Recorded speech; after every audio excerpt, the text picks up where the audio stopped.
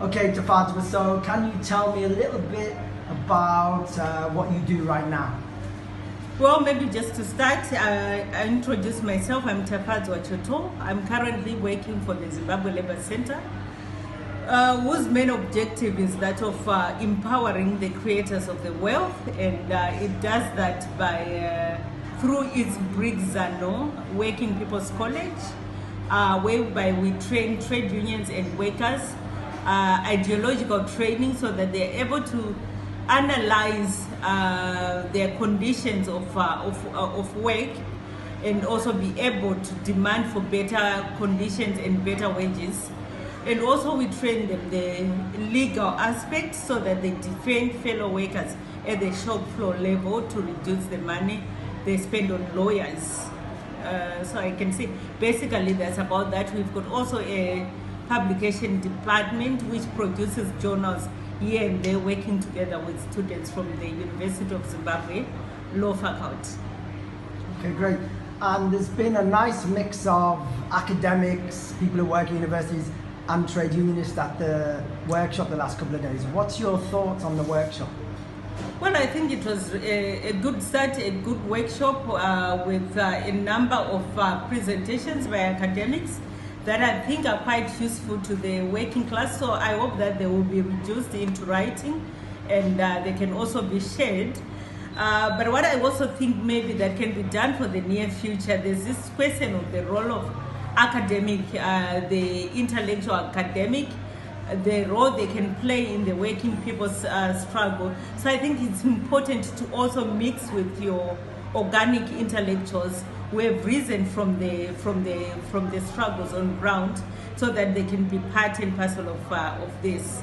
But otherwise, it was a good start, and as I said, we hope you share the material soon for the benefit of others. Thanks. And so moving to talk a little bit about Zimbabwe, obviously as we sit here in Ghana, political crisis is unfolding.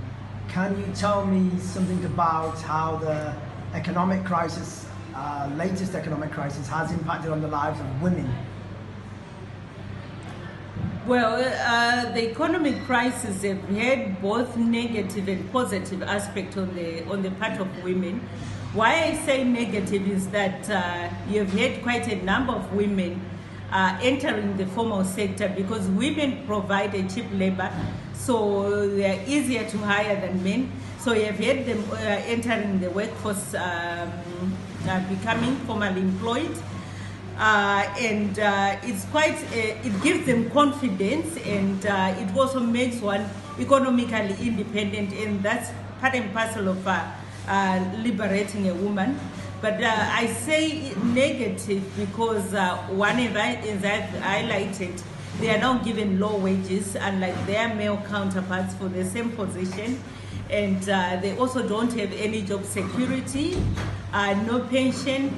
Even for those who fall pregnant, in most cases now it has become kind of a norm that you don't get maternity leave, with one working until the last minute, and then after giving birth 2 weeks they are back at work.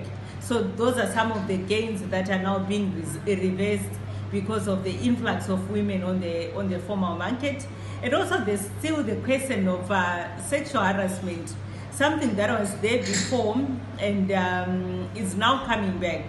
That some of women ask for sexual favors in order to get a job, or that if they want their contract to be renewed, then they have to give sexual favors.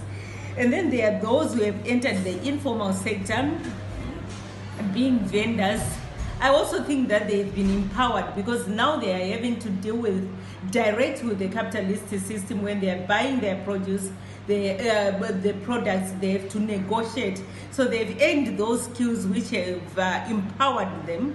But I would say there's been the negative aspect in that they face quite a lot of harassment, especially from the police and the municipal police, at times having their products taken. And also they work under very, very difficult conditions. Some of them with their new babies, and they're there on the streets. There's no toilet facilities. no food, and at times they have to spend a week sleeping on the streets of Harare, selling their products and then going back home during the weekend. So these are both positive and negative aspects that have been caused by the economic crisis. But it has empowered women, it has given women confidence, and we hopefully, if we witness the next uprisings, they will definitely play a role in the fights. That was my next question was, what's the role of women in the labour movement in Zimbabwe at present?